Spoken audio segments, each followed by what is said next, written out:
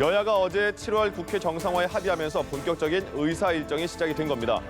야당이 요구했던 안보국회가 오늘부터 열렸는데 오늘 강경화 외교부 장관 그리고 김현철 통일부 장관이 출석한 가운데 외교통일위원회 전체 회의가 열렸고 또 내일은 청와대를 대상으로 운영위원회가 열릴 예정입니다. 자, 국회 취재기자 연결해서 자세한 내용 확인해 보겠습니다. 정주희 기자. 네, 어제 3당 원내대표의 7월 국회 정상화 합의에 따라 안보 관련 상임위원회가 이번 주 줄줄이 예정돼 있습니다. 오늘은 우선 외통위가 열렸는데요. 강경화 외교부 장관은 일본의 경제보복과 관련해 다음 달 2일 일본이 한국을 수출 허가 신청 면제 대상에서 제외할 가능성이 크다면서 실제 시행은 8월 하순경이 될 것으로 예상된다고 보고했습니다. 아울러 이번 주 태국 방콕에서 열리는 아세안 지역 안보 포럼 ARF 외교장관 회의에서 한미일 외교장관이 회동할 가능성이 크다며 일정을 조율 중이라고 밝혔습니다. 내일은 정의용 국가안보실장 등 청와대 관계자들이 참석하는 운영위원회가 열릴 예정입니다. 한편 일본의 경제보복 대응차 내일 일본을 방문하는 국회 방일단도 사전 간담회를 열었습니다. 서창원 의원은 일본 의원들과 진솔하게 대화하면서 더 악화되지 않는 촉매 역할을 하도록 하는 데 초점을 맞추겠다고 강조했습니다. 네, 그리고 여당 안에서도 지소미아를 더 이상 유지할 수 없다 이런 얘기가 나오고 있죠.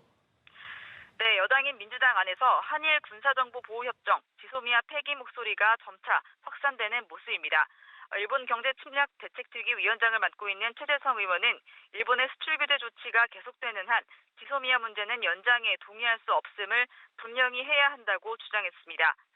최 의원은 다만 이러한 입장이 당론은 아니라고 선을 그었는데요. 기자간담회를 연 민주당 이해찬 대표는 이와 관련해서 동북아 평화를 위해 필요하지만 감정적으로는 경제 교류를 안 하면서 군사정보 교류를 하는 게 말이 되느냐는 주장도 있다면서 종합적으로 감안할 때 좀 더 신중해야 할 문제라고 말했습니다. 국회 외통위에 참석한 강경화 외교부 장관도 지소미아 폐기를 상황에 따라 검토할 수 있다고 밝혔습니다.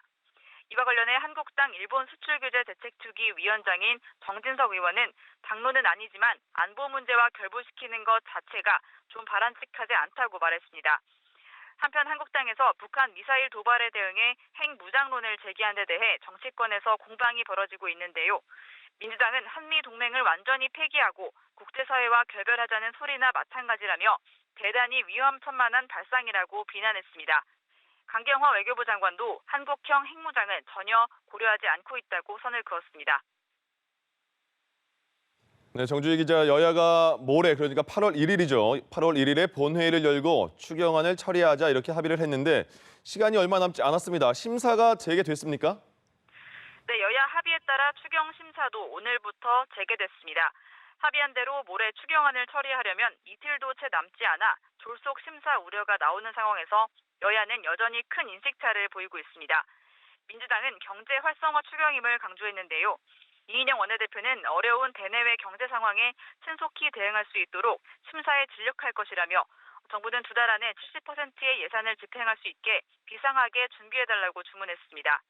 반면 한국당은 선심성 예산은 덜어내겠다는 방침입니다. 나경원 원내대표는 이틀 동안 꼼꼼히 심사해서 국민에게 부끄럽지 않은 추경이 되게 하겠다며 붉은 수돗물 등 안전 예산을 추가하고 현금 살포성 복지 예산은 삭감하겠다고 강조했습니다. 현재 예결위에서 1차 감액 심사는 끝났지만 90% 이상이 견해차로 인해 보류된 상태로 알려졌는데요. 예결위 한국당 간사인 이종배 의원은 추경 요건에 맞지 않는 예산이 대부분이라며 정부에서 제대로 자료를 제출해 설명하지 않는다면 일일 본회의 처리가 어려울 수 있다고 말했습니다. 지금까지 국회에서 전해드렸습니다.